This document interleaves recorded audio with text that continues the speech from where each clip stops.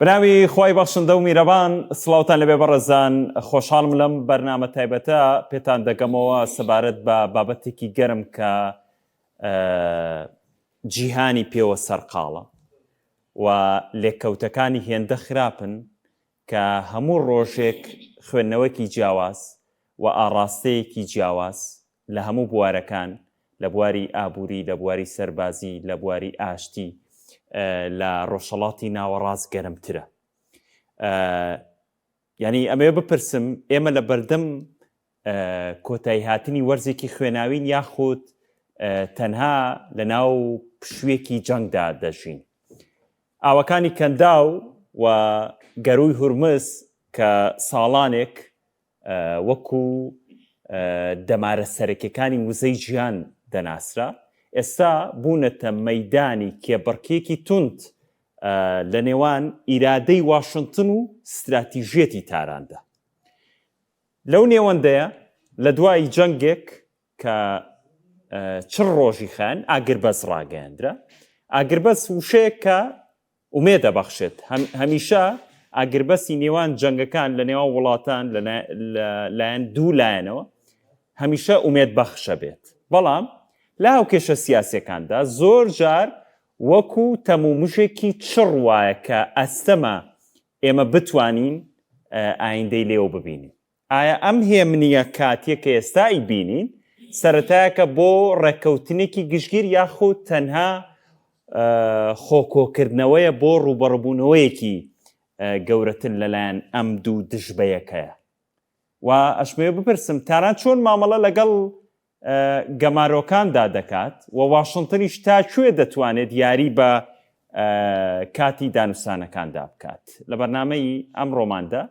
بە وردی ڕەهەندە جیاوازەکانی ململانی و لێکەوتەکانی جەنگ و ئاسۆکانی ئاشتی شەنوکەوەکەم لەگەڵ زۆر بەڕێزان مامۆستا عومەر عەلی چاودێری سیاسی و بەڕێز مامۆستا فازڵ قەرەداغی نووسەر و لێکۆڵەر. زۆر سوپاس بۆ ئەمەدە. سوپاس مامۆستا عومەر کاک فازڵ. مامۆستا عومەر ئەمێ بپرسم تەوان ئێمە جەنگەکەمان بینی دوو لایەنی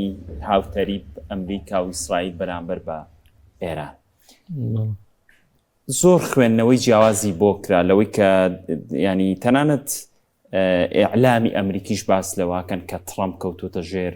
کاریگەری و هەیمەنەی ناتەنیاهۆ و ئیسرائیلەوە و خوێندنەوەیکی وردی بۆ نەکردبوو کە ئێران ئەتوانێت بەم شێوازە خۆی بگرێت. ئەمێ بزانم ئەم دانوستانە ئیجباری بوو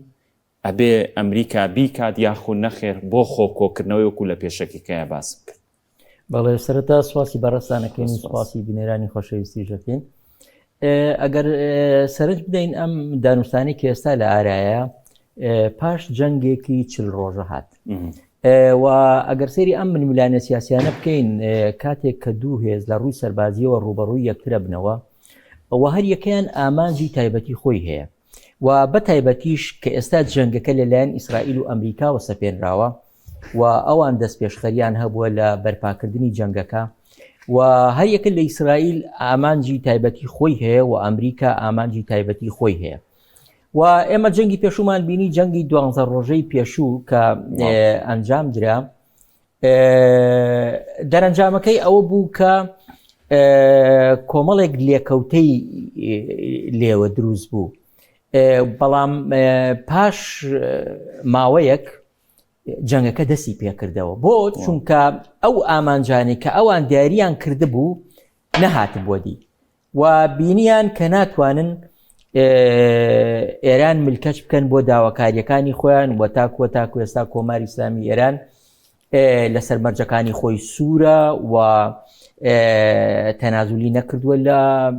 ئەو شتانی کە هەیەی و بە مەرجەکانی ئەمریکا و ئیسرائیل رازی نەبووە. ئەوان زانی بە درێژە پێدانی جەنگ لە ڕووی سەربازیەوە ئەتوانن ئەو ئامانجانەی خۆیان کە دیاریان کردووە بیهێننەدی. لەبەرەوە دوای ئەوە دەستپێکردنەوەی جەنگ بۆ ماوەی 40 ڕۆژ لە ئاسمان و لە دەریا و لە زەمینە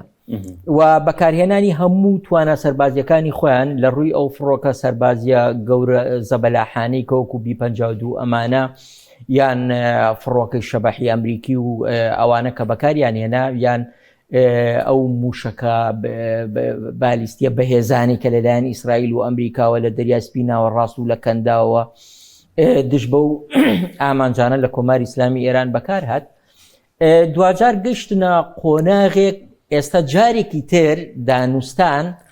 بۆ هەڵسەنگاندنی ئەو بارودۆخەیە ئایا ئەو هێرشانە تا چەنێ کاریگەری هەبووە و تا چەندێ توانیوێتی ئەو ئامانجانی کە دیاریان کردووە لە ڕووی سیاسی و سەربازی و ئابوووریەوە ئەتوانن بیهێنمەدی و تا چەند ئەتوانن کۆماری ئیسلامی ئێران ملکەچ بکەن بۆ ئەو ئەو مەرجانەی کە هەیەە کە بیسەپێنن بەسەریدا. لەبەرەوە ئێمە ئابینین بە دوای ئەمە چی هات بەدوای دانوستانی ئیسلاماباد هات کە پاکستان ئەو پێشنیارەی کرد بۆ ئەنجامدانی دانوستانێک لە نێوانی ئەمریکا و ئێرانە. ئێستا یعنی پاش ئەوەی دانوستانەکە بۆ ماوەی 23 سەعات بەردەوام بوو و هەر یەکان جویان لە یەکتر گرت و هەر یەکان بە مەرجی تایبەتی خۆیانەوە چوونە سەر مێزی دانوستان. پاش ئەوە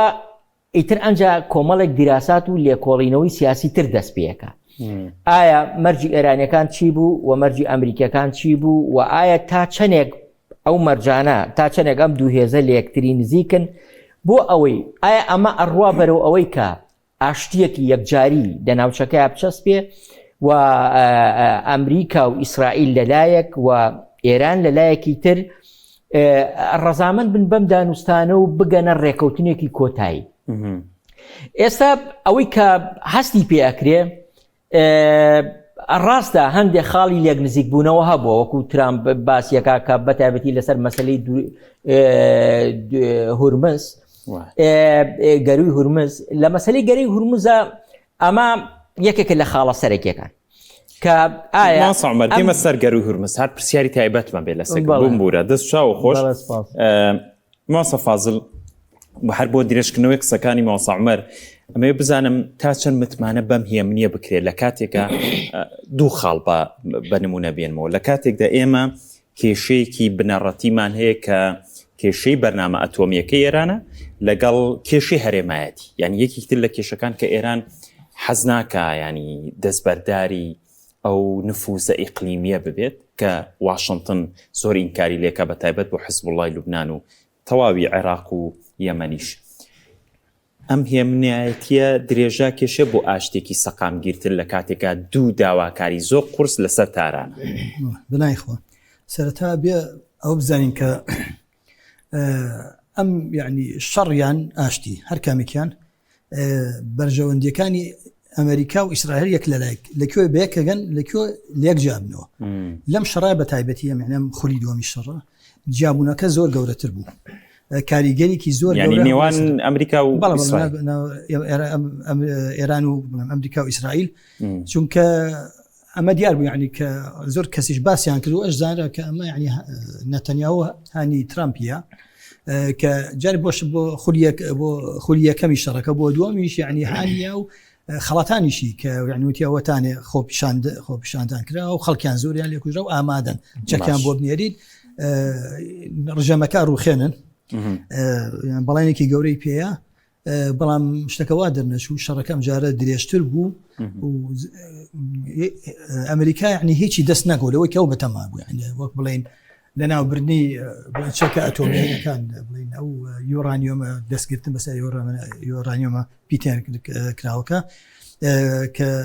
لە خولیەکە ماوتی ئەمە لە ناومان بردووە دەمانتوانەکان باڵە دوای ئەوە دیسانەوە قسەکان چی پیاڵان دش بە یەک بوون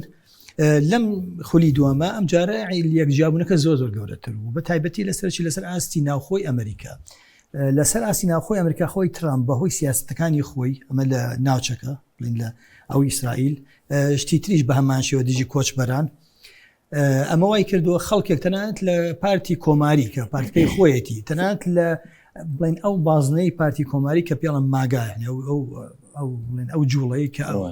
ئەو سەرۆکایەتیەکە لەوانەوە خەڵکی هەڵ لە دژی وەستانەوەتەوە لە دژین تا هاتوای لێ هاتوویەوە لە هینەکەی خۆی لە سوۆشال کاریگەری دروستەکان جا بۆ ئایندە ئێستا بۆ نمونە کۆمەڵێکیان یەکی لەوانە ئەوەی کە یعنی زۆر کاریگەری هەیە کەسی کە خۆی ڕاستەوە و بەشێک بوو لە بزوتنەوەی ماگا بوو یعنی تەکەر کارلسۆن کابرا لە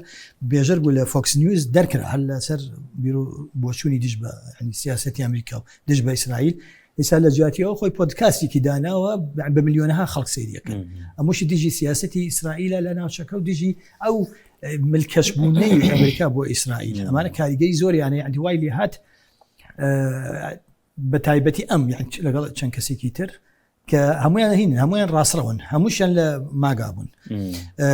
کامەشتێک یعنی زۆر سیر سەوای لێ هاتوو لە ناو پارتی کۆماری لە ناو محافظەکانیش یعنی ئەوان کە محافظون کە نزیکشمون لە ترامپ ئێستا دژی ئیسرائیل ساکەن وای لات کە لە سۆشیال میدیاکەی خۆی تروت لە نووسی بوو دژی هەر ئەوان ناوی هەموو ئەوانی وت ترامپ ناوی هەموو ئەوانی وت کەمانی هیچ نوعی بە هیچ بایخێکیانی و واش نییە ئەمە کاریگەری هەیە لەسەر شعبیەتی زاکەشمان شعبیەتی ترامپ دابەزۆی هی پارتی کۆماری دابەزی و ئینجام لە بیرمانە چ لە ئەم مانگی 11 هەڵبژاردننی نیوەیی پیاڵێن ئەوەی کەینی ئەنجومانی پیران ئەچکە ئەنجومانی پیران هینە بێژگە لە بڵێن ئینەکە لەگەڵ ئەوەی ئەنجومانی نوێنەران و لەگەڵ سەرۆکایەتی بێکەوە دوای ئەوە هینیشە بەشێکی ئەندامەکانی تازا بنەوە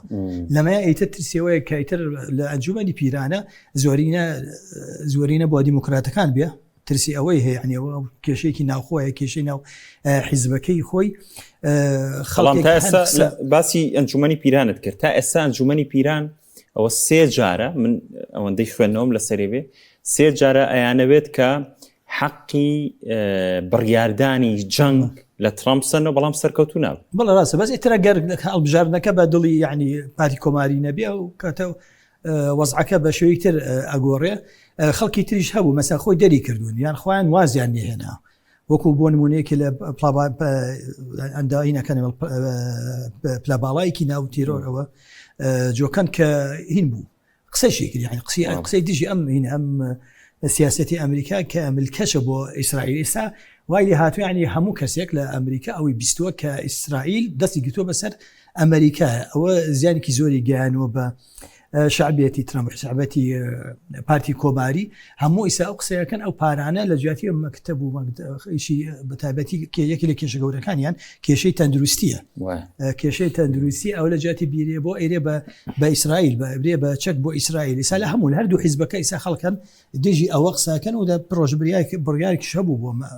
مەسەلا بەڵام ئینەکە ینی سەری نەگرت بۆ ئەوەی کایتر ئەوە ئەم کێشە ناوخۆیە زەختێکی زۆری لە ترامپ کردووە کەیترە بێ شەڕەکە بوەستیانە چونکە ئەنجامی نەبوو ینی کۆتایی نەبوو و هەموو تقریبا توانی کۆدەنگ و لەسەر ئەوەیە شەڕێکە بەبێ هۆکاری دەستی پێکرد و ترامپ نازانێت چۆن کۆتایی پێبێنێ باشە ئێستا ئاکسیۆسم کردەوە کاک فازڵێ بە پشبەستن بە برفسانی ئەمریکا ترامپ سەلەبانی ئەمڕۆ کۆبوونەوەیەکی ئەنجامدا بۆ تاوتێکنی قەیرانی نیوەبووە لەسەر گەروی هورمز باشە گرفتەکە لەسەر گەروی هورمز ماسەعمەر لێ پێم پشتانی دێمە لای تۆ ماسەعمەر ینی بە شوێکی گشتی استراتیژیەتی ئەو پەڕی فشار کە یەکێکە لە استراتیژیەتی ترامپ و ئەمریکا کە ئەو پەڕی فشار بەکارێنێ بۆی ئێران ملکەچکە زۆرترین داواکاری ئەمریکا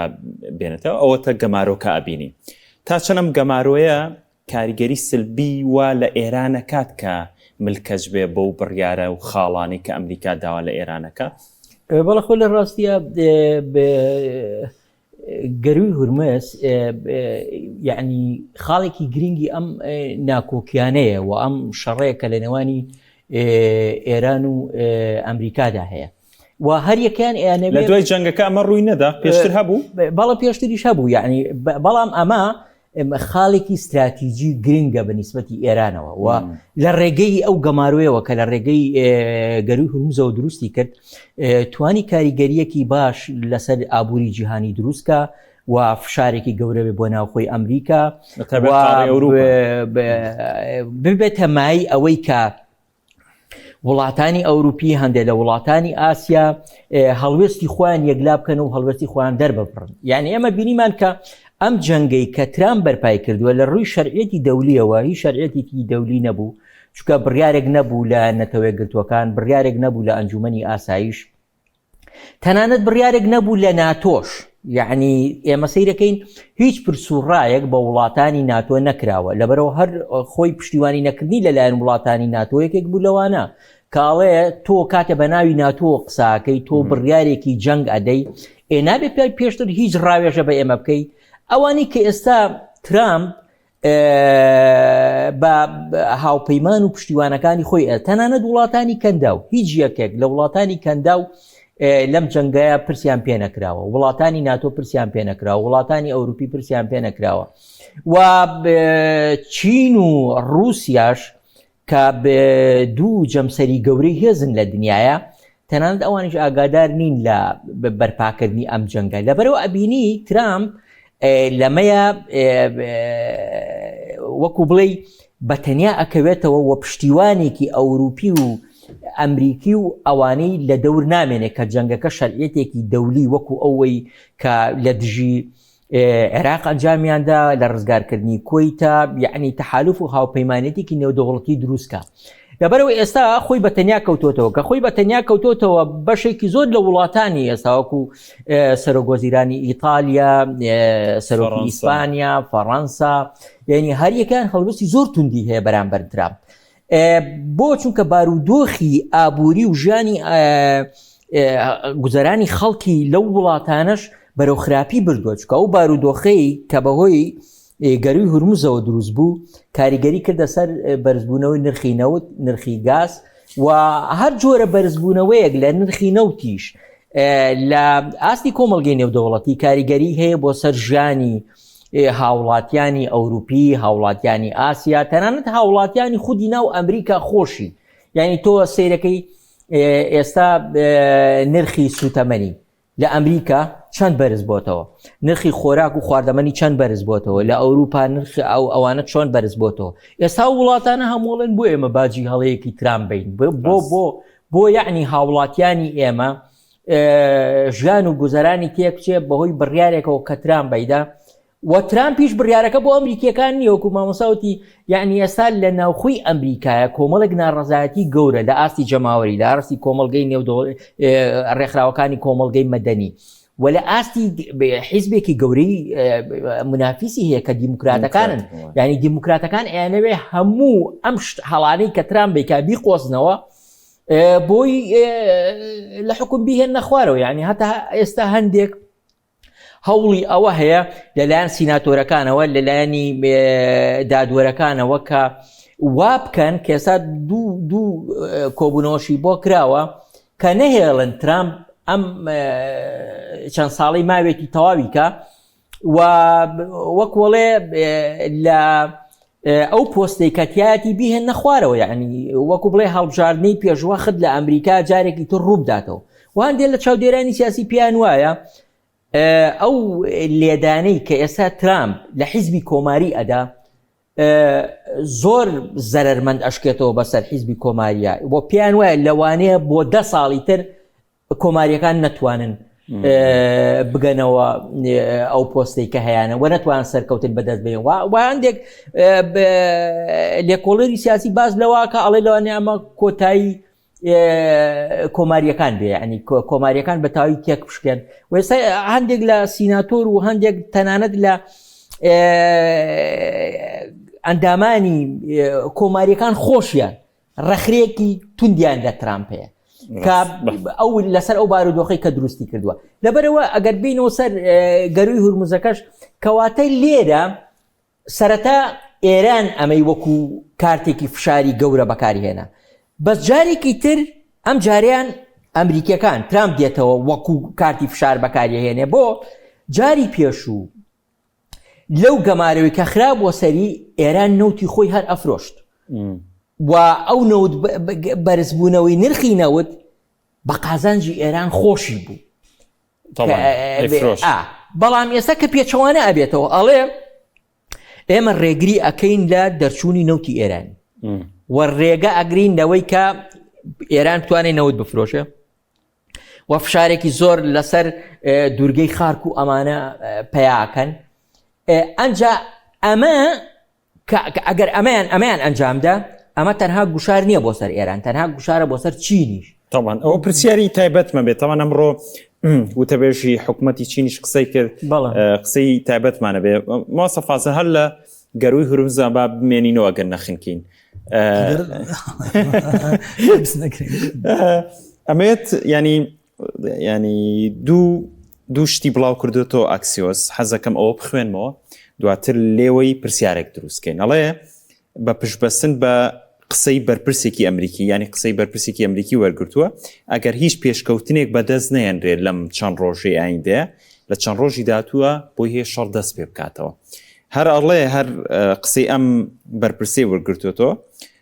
تەمەنە و کەسە ئاگادار لەم بابەتە ئەڵێ راپۆرتی پێداوین کە قەیرانی گەروی هورمز پەرەی سندووە دوای ئەوەی هەردوو لە ناکۆکەکانیان لەسەر پیتاندن و عەمبارکردنی یۆرانیۆمی ئێران بەرتەسک بۆتەوە باشە ئەمە ینی پرسیارەکەم ئەوە لێکم کاک فازم ینی ئەمە ئەم شتانە کە ڕووەدان وردە وای لێدێ ئەم گەروی هورمزە وامان لێ بکا ببێتە چەخماخەی جەنگێکی وزە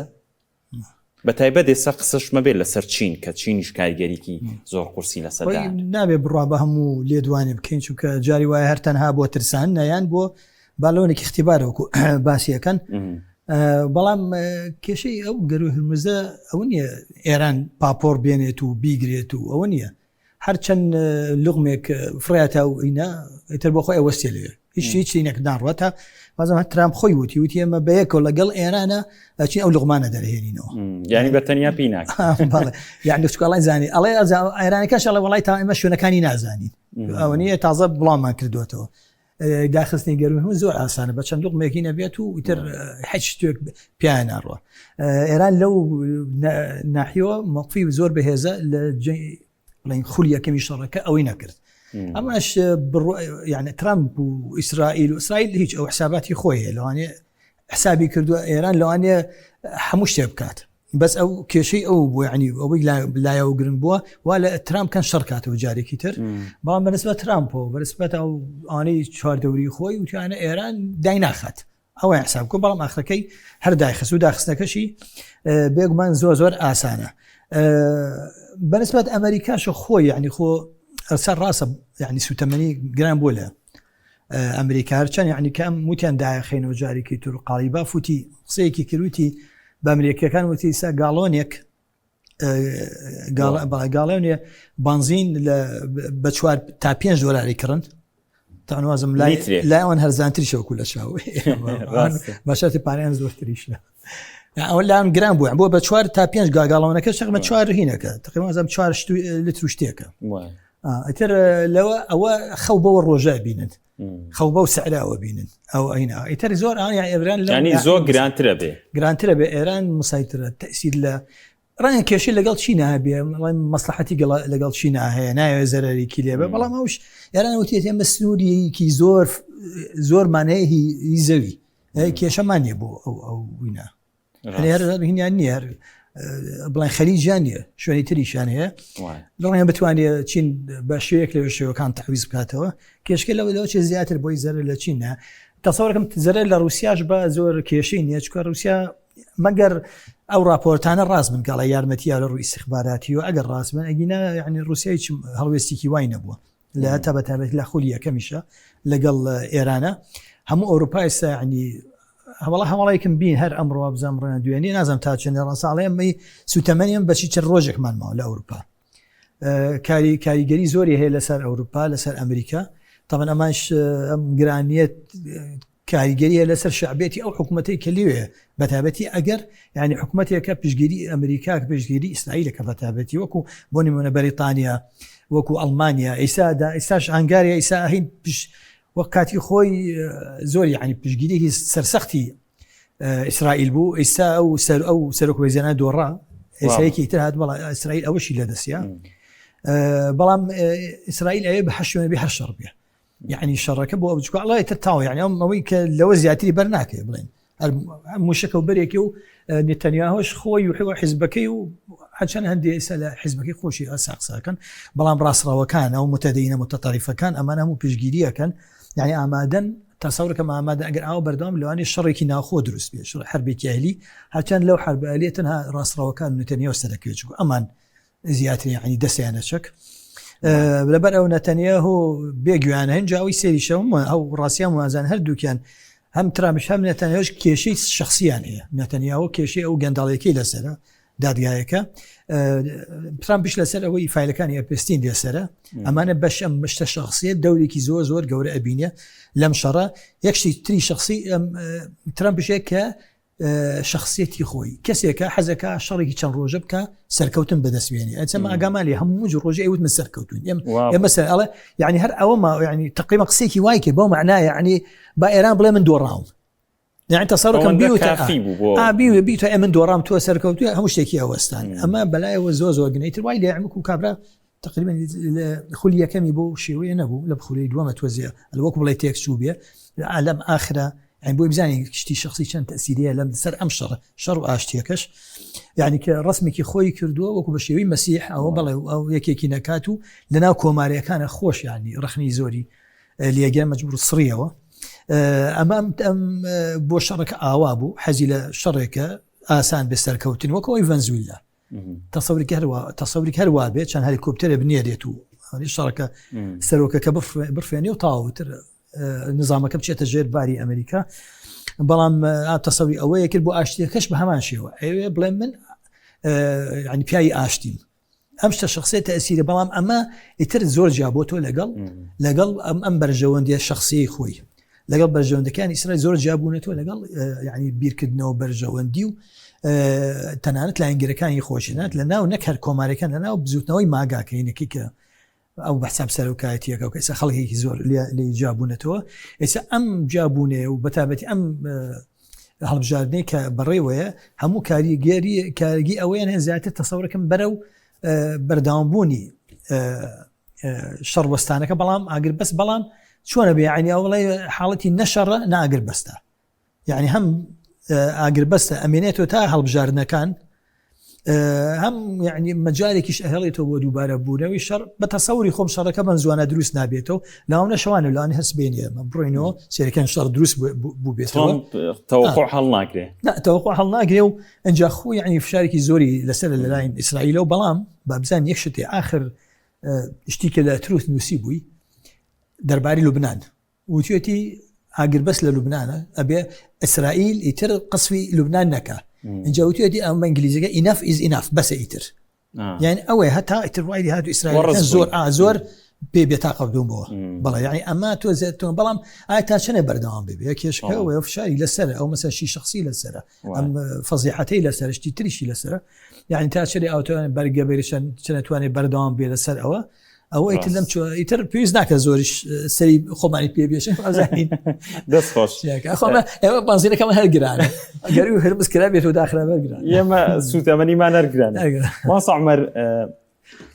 ئێمە جوڵەیەکی دیکەمان بینی لە دوایی ئەوەی کە لە دانوستانەکانی ئیسلامابادە سەرکەوتنمان نەبینی کە دانوستانەکە بچێتە بواری جێبەجێکردنەوە بگەن بەڕێکەوتن تەمەن مەبەستەکەم قسەکەم ئەوەیە ئێمە بینیمان سوپا سالار هات بۆ شارە لەگەڵ عەباس عراقچی دانیشتنی کرد و دوایی بڕیاریدا بچێ بۆ واشنگتن پەیامی واشنگتنیە نابوو و پەیامی ئێرانەکانیش بباتەوە بۆ واشنگتن لە هەمان کاتیشا ئێمە بینیمان جوڵەکە زۆر قوڵتر بووە شاهباز شەریفمان بینی ئەوی چوو بۆ لای شاه سەلمان و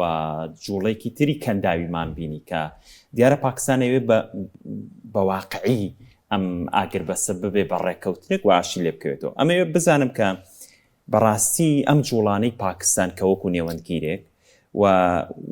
واش بڵاو بۆ و سوپا سالاریشەوەی ئینکاری نەکرد کە پەیامی ئەمریکەکانی هێناوە پێت وایە ئیتر ئەگەین بەڕێکەوتن ئێرانیەکان پەیامی نەرمتریان دابێ بە سوپا سالاری پاکستان و شاهباز شەریف بڵێ ئەگەر سەرنج بدەین پاکستان یەکێکە لەو وڵاتانەی کە لە ڕووی پەیوەندیەکانەوە لەگەڵ ئەمریکا دۆستایەتیەکی باشی پەیوەندیەکی لەگەڵ ئەمریکیەکانە هەیە هەروە لەگەڵ ئێرانیەکانیشە پەیوەندیەکی باشی هەیە و هێزێکی ئەتۆمیە لە ناوچەکەیە کە ئەمە لە ڕووی سەربازیەوە سەنگێکی تایبەتی خۆی هەیە تۆ کە وڵاتێکی ئەتۆمی گەورەوی بەو شێوەیە لەبەرەوە پێگەی پاکستان ئەمریکاش وای بە باش زانی کە پاکستان ئەو ڕۆڵە ببینێ ڕۆڵی لێک نزیک بوونەوەی ئەو هێزە بە شەڕ هاتوانە بە تایبەتی ئەمریکا و ئێران و ئێمە بینین کە جەولەی یەکەم هەر خۆی بە ئەنجامدانی کۆبوونەوەکان و دانیشتنیان لەگەڵ یەکتر و قبولکردنیان بە وەستاندنی شەڕ ئەمە هەنگاوی یەکەمی سەرکەوتنی ئەو دانوستانانە بوو یانیەوە هەنگاوی یەکەم بوو هەنگاوێکی ئیجابی بوو ینی کە توانیان ئەو دوو هێزە بە شەڕ هاتووە لەگەڵ یەکتردا کۆبکاتەوە بەڵام لەلایەکی تریشەوە من پێم وایە ئەمریکیەکانیش وەکو باسمان کرد کە لەژێر فشارێکی زۆر گەورەیان ناتوانن درێژە بە شەڕ بن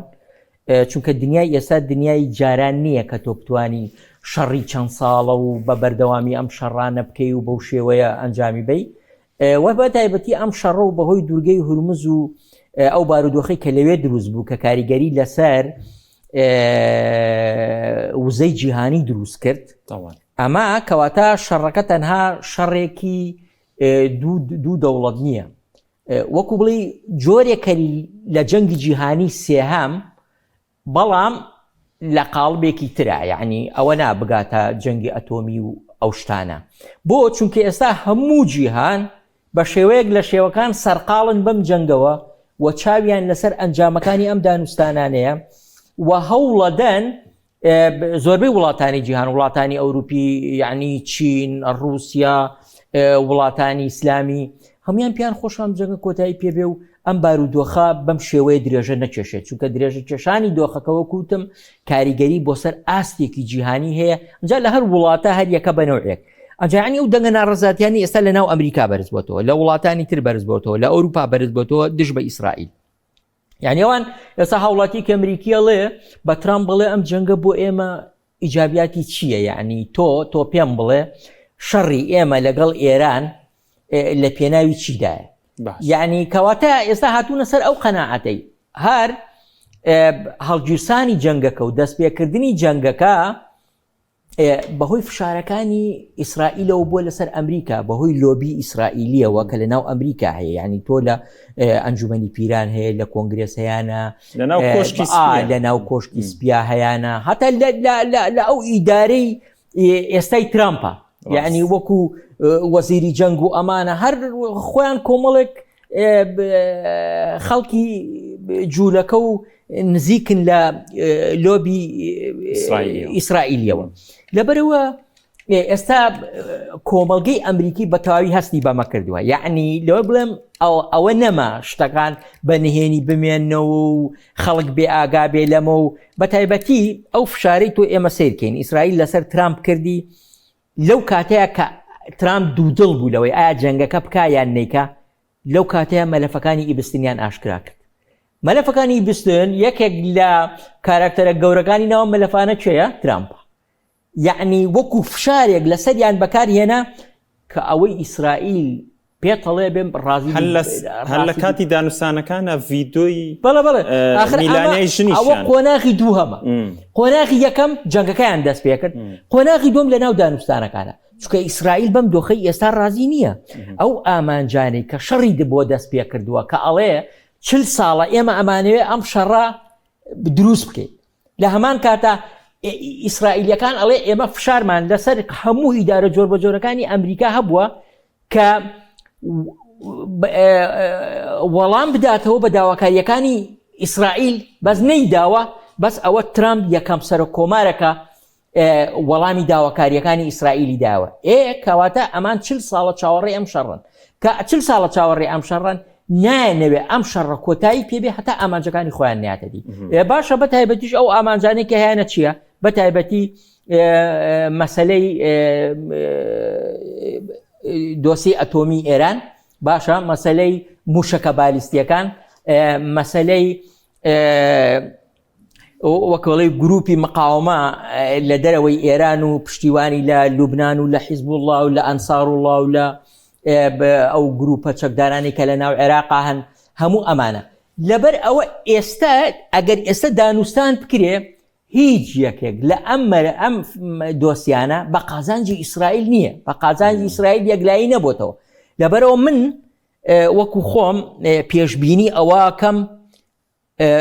ئەم دانوستانانە زۆر سەرنەگرن قۆناغێکی تری شەڕ دەست پێ بکاتەوە قۆناغێکی تری شەڕ دەست پێ بکاتەوە بۆی ئەگەر دانوستانیشیان کرد لە قۆناغی دوای ئەوە دانوستانیشیان کرد و ڕازی بوون بەوەی کۆتایی بە شەڕەکە بێنن ئەو کاتە ئێرانێکی زۆر لاواز لە ڕووی ئابووری لە ڕووی سیاسی لە ڕووی سەربازیەوە بەجێ بێڵن کە توانای ڕوبەڕووبوونەوەی ئیسرائیل و هاوپەیمانەکانی نەبێ بۆ نمونە وڵاتانی کەندا و با کاک فازڵ مشارەکە بکەم لەگەڵ ئەوانە کاک فازڵ لەگەڵ شەڕایە بڵێ هاوڕای لەگەڵ ماوەسا عومەر شەڕ وڵی وتم بەڵێ شەڕەکە بەس ئێستانە بە تەسەوری خۆمە ئێستانە ئێستا هەر درێژە کێشێ تا ئەم بەتابەتی تام هەڵبژاردن ناکرێ لەوانەیە احتیمالی یعنی ترامپ بپارێتەوە لە نەتانیاهو هەڵە یان لە لۆبی جوولەکە لۆبی ئیسرائیل بڵێ کە توانای فشار مەخەنە سەر حتا بە ئەم هەڵبژاردنە تەواو بێ شەڕێکی تر بەڵێ دەست پێکردنەوەی شەڕی تر ئەم جارش کەسێکی گەورەتری باشە بۆ 10,000 سەربازێنێتە ناو ئاوەکانی کەندا خۆی لە هینە لینی سەربازیە عفو نازم قسەکەش حەزم کرد دوتا مشارەکە لە استراتژی لە هینە لێ بڵێن لە تەکتیکات و هینی سەربازیە هێنانی دووشت هەیە لەم هێنانی سەربازان یەکەم تۆ ئەبێ ئامادە بکەی شێ پێڵێن انتیشار بە عەربی ئینگلیزیەکەی دوپلۆ یعنی تۆ مثلا تو وحدەیەک هێنی باڵێن با بڵێن لیوایەکە هێنی لیوایەکە ناکری یەکسەر بیەنی تو بیخیتە ناو شەڕ ئەی هێنی انتیشارەکە بۆی وەزعی ئینجاجیە وەزعی قیتالی پێوترێ وەزعی قیتالی بۆی ئامادە بەش یەکسەر ناچێتە ناو شەڕ ئەوە هەر بە ڕوویاوە با دەگمەن یەکسەر هێزێک هاتووە لەبەر یعنی حساسیەتی وەزعەکە ڕێک چۆتە ناوینەوە چۆتە ناو شەڕەوە ئەوە بەس ئەبێ انتیشارکە وەزعەتی قیتالی وەرگێ ئەم بە ئامادە بێ اینجا ئەگەر شەڕ بێ و نەبێ ئەمە بێ هەر بیهێنن هەر هێزی خۆیان هەر بیێنن بۆی حاضر بر بۆی هەم تیشارکردن وەزعەتی قیتالی یعنی بە خێرای بچنە ناو وەزعەتی قیتال بە بڕای من ئەگەر جەنگەکە لەم کاتەیە کۆتایی پێبێ ئەم دۆسیەیە کاریگەری سلبی ئەبێت لەسەر ترامپ لەلایەک و لەسەر ناتەنیاهۆ لەلایەک ئەگەرەکانی دەستپێکردنەوەی جەنگ بەهێسترن لە منەڵێم یعنی ئەم دۆخەی ئێستاش قۆناغێکی تری جەنگی ماوە بۆ چونکە ئەگەر لێرەدا کۆتایی بە جەنگ بێ نەتەنیاهۆ تازە درێژەدان بەو دەسەڵاتە سیاسی کە لە ئیسرائیل هەیەی و ئەو حکوومەتەی کە پێکی هێناوە کە لەگەڵ چەند حیزبێکی تری توندڕەوی جوولەکەن ئەگەر بێت و جەنگ لە ئێستا بوەستێ یەکسەر دەسەڵاتی نەتەنیاهۆ کۆتایی پێهاتوە بۆ چونکە لەوێ ئێستا چەند دۆسیەکی لە دادگا هەیە ڕوبەڕوو ئەبێتەوە لەو دۆسیانە لە هەمان کاتا ڕایەکی گشتی ئیسرائیلی بۆ دروستە بێ کە پێی ئەڵێن ئێمە قوربانیەکی زۆرماندا کاولکاریەکی زۆر لە تەل ئەبیب و لە ئیسرائیل دروست بوو ئابووری ئیسرائیل بە ڕادەیەکی زۆر لاواز بووە و ناوبانگی ئیسرائیل لەسەر ئاستی جیهانی ناوبانگێکی زۆر خراپی بۆ دروست بووە تەنانەت لە ئەمریکاش کەواتە تۆ لە پێناوی چییە ئەم جەنگانت کرد و ئەم شتانت کرد ترامپیش بە هەمان شێوە ڕوبەڕووی کۆمەڵێک دۆسیە ئەبێتەوە یعنی کە پشتیوانیکردنی لە ئیسرائیل گیرساندنی شەڕ ئەنجا ئەو لێدوانانەی کە ئەیدا لە ناوبردننی شارستانیەتێک و لە ناوبردننی دەوڵەتێک و نازانم کۆمەڵێک دەستەواژەی سیاسی هەیە کە ئێستا لەلایەن کۆمەڵە سیناتۆری ئەمریکی و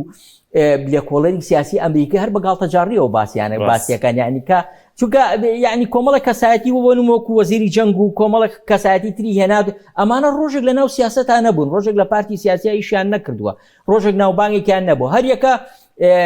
نازانم کۆبوونەوەی جاری پێشووی ئەنجومەنی ئاسایش بە ئەو ژنەکەی ترامپ سەرپەرشتی کرد یعنی وەزیری جەنگی هەر بێژەری فۆکس بوو سیاست لە ئەمریکا وەکو جۆرێک لە گاڵتەجاڕی لێ هاتووە یعنی کە ئەم کارکتەرانی کە ئێستا تۆ ئەیان بینی لە بواری سیاسیە ڕۆژێک لە ڕۆژان مێژوویەکی سیاسیان نییە کارکتەرێکی سیاسی گەورە نەبوون هەر تۆ گوێ لە لێدوانەکانی ترامپ بگرێ ینی ئێستا قسەیەکە کات سبەینە قسەیەکی ترەکە پلانێکی استراتیژی نییە کۆبوونەوەیەکی نییە پرسوڕایەکی نییە بە ئەو ئەنجومەنە گەورانی کە لە ئەمریکا هەیە بە کۆنگرێس بە پیران بەهێن یعنی هەر خۆی چی پێ باش بوو تویتێکەکە و زەوق و لێهاتن و عەقڵیەتی خۆی شتەکانە گۆڕن. لەبەرەوە من پێم وایە ئەم جەنگە ئەگەر لێرە کۆتایی پێبێ هەردوو دوو کارکتەرە سیاسیە کۆتاییان پێدێ. باشە ئەڵێ ماسەعمەرەڵێ ئەو دوو کارکتەرە ینی کۆتاییان پێدێ ئەگەر جەنگەکە بەرەو ئاشتی بڕوات. جامەوێت پرسیارەکەوە هەڵگێڕمەوە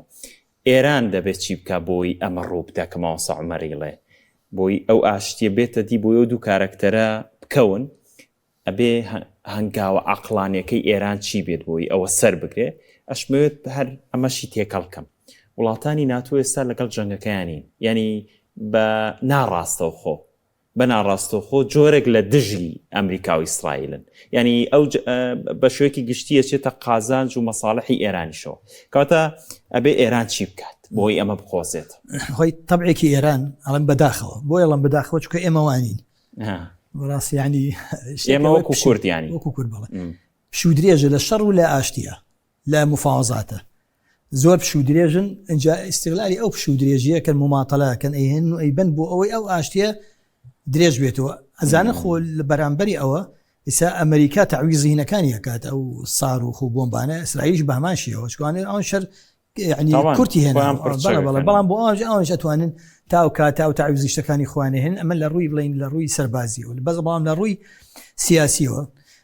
ئەم درێژە پێدانی دانوستانەکان ئەوە ئەکە و ئاشتیە درێژ بێتەوە درێژ بێ حتا ئەو کاتە ئیتر معارەزەکە زۆرە بێ لە ئەو لە ئەناو ئەمریکا و لە ناو ئیسرائیلیش اینجا بە داخستنی ئەوەی گرانبوونی سوتەمەنی و نەوت و ئەو شتاوت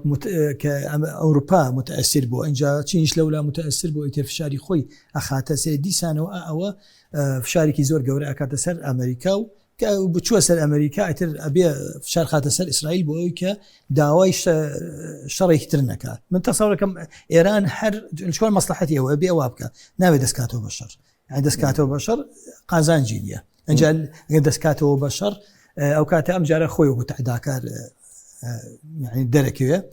لە لایەکی تری شۆشتێکی تریشە لە شوێنەکانی تر بۆ نمونە لە لوبنان ینی ئەم ئیسرائیل کە ئەو هەموو قسفەی حیزب الله ئەموو خەڵکی لێ کوشتن بە تەسەووری خۆی تاوی تر حیزب الله تیاچووە بۆ ئەوە بچووە ناو لوبنانیش بەڵام سەرێکە ڕوبەڕووی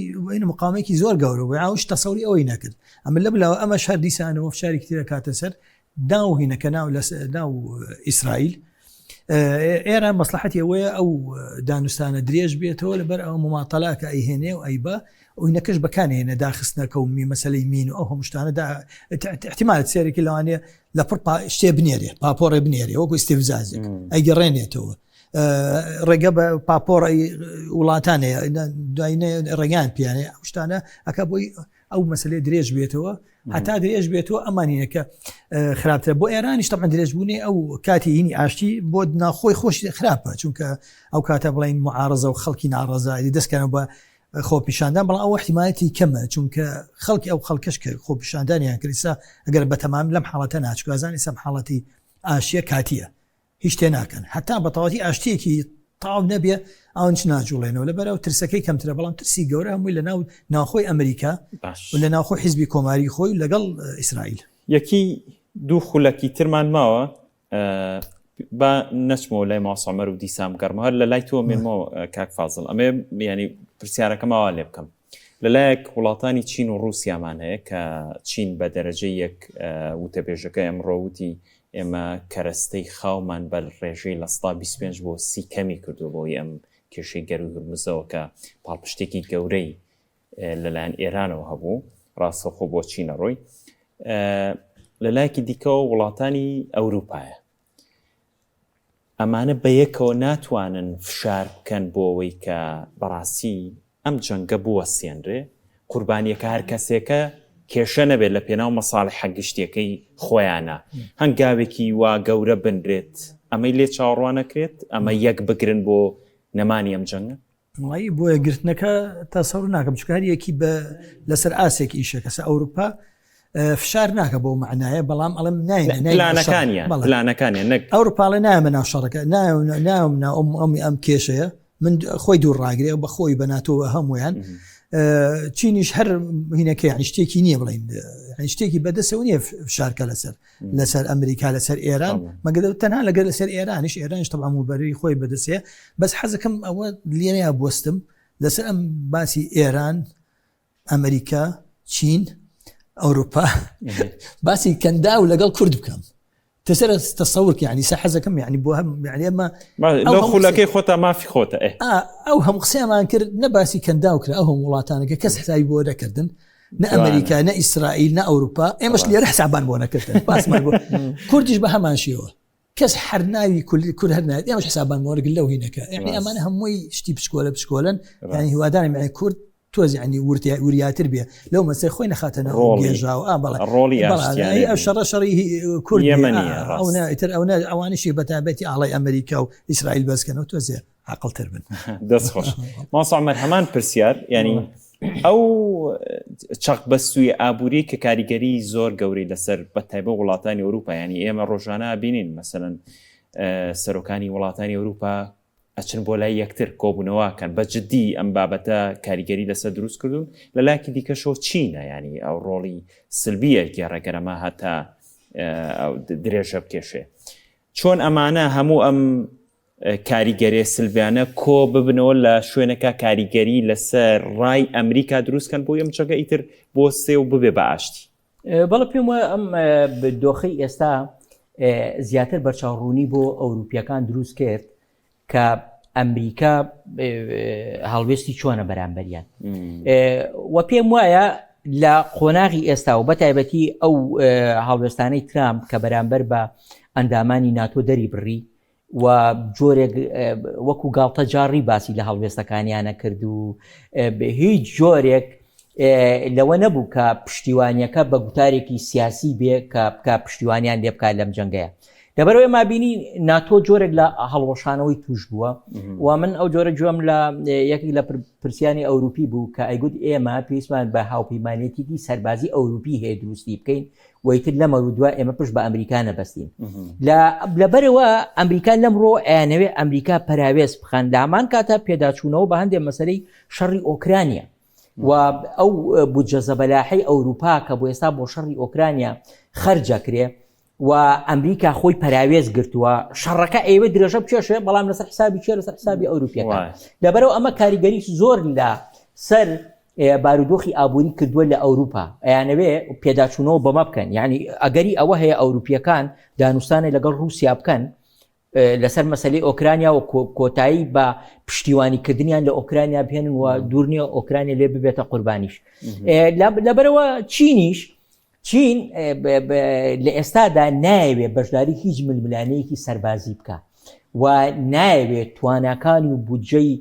ئابووری چین بباتە ناو ململانە سەربازی لە ڕووی جەنگەوە لە ڕووی دیبلۆماسی لەبەرەوە ئەمریکا زۆرتر قاچی بگیرێ لەم ململانێ سەربازیانەیە و بودجەی ئەمریکا تووشی لێدان و کەوتنێک و هەڵاوسانێکی گەورە ببێ و ئەمە هەمووی بە قازانجی چینە بە قازانجی چین و کۆمپانیەکانی چینە چونکە ئێستا چین هیچ گرفتێکی نییە و هیچ خەرجیەکی لە بواری سەربازیانە و لە هەمان کاتا هێزێکی جیهانی گەورەیە لە بواری ئەتۆمی لە بواری سەربازی تەنانەت وای لێ هاتووە ئەمریکاش ترسێکی گەورەی لی نیشتووە لەبەرەوە لە ڕۆژهەڵاتی ناوەڕاستە ئەو حەزەکە ئێستا بۆ نمونە چین حەزەکە لەم قۆناغەیە دانوستانەکە سەر بگرێ بۆ چونکە شکستێکی گەورە بێ بۆ ئەمریکا لەبەرەوە ئەم دۆخە بەم شێوەیە ئەڕوا و دوور نییە ئێمە لەم چەند ڕۆژی پێشوە سەرۆکی چین یعنی باسی لە پشتیوانیەکانی چین کرد بۆ ئێران وەکوتی ئێمە دۆستێکی خۆمانە و پەیوەندیمان هەیە لەگەڵی و زانیاری ئەگۆڕینەوە و لە هەمان کاتە چەکیان نادەین باز لە بەرگری ئاسمانی ڕێکەوتنەکەی لێنە ئەم چەند فڕۆکەی دوایی کە کەوتنە خوارەوە یعنی زۆر لە لێکۆڕانی ئەگەری ئەواکەن کە ئەمە بە چەکی دژە ئاسمانی چینی کەوتونە خوارەوە ئەمانە ئیخۆیان نەبووە لەبەرەوە بۆ چین گرنگە ئێران بمێنێ ئێران نەڕوخێ چونکە ئەگەر ئێران ڕوخە یعنی ڕۆژهەڵاتی ناوەڕاست تەواو ئەکەوێتە ژێر کۆنتترۆلی ئەمریکا و ناوەندێکی گەورەی وزەی جیهانی ئەمریکا دەستی بەسەراگرێ و ئامانجەکانی ئەمریکا بەمە دێتە دی کە ئێران بڕوخێ لەبەرەوە چین پێم وانییە پشتی بەردە هاوکاری ئەکا و لە کۆتا لەحزەشە ناهێڵێ ئێران بەو شێوەی لاواز ببێ کە ئیسرائیل و ئەمریکا دەستچاو خۆش هەرچەند وشت لە میدیاشە بڵا بۆ کە کاریگەری چینی لەسەرەوە بووە بۆی کە بەشداری لەو دانوستانەکە زۆر بەڕێزان ماسا عومەر عەلی چاودێری سیاسی هەروە فازڵ قەرەداغی نووسەر و لێکۆڵەر لەم تەورەی لەگەڵم بینەرانی عەزیز هیچ کاتم نەما زۆر سپاس بۆ بینەری ئێوەش بەخوای گەورەتان ئەسپێرم کاتێکی خۆش زۆر سپاس ماندوو کردن ماوەسانی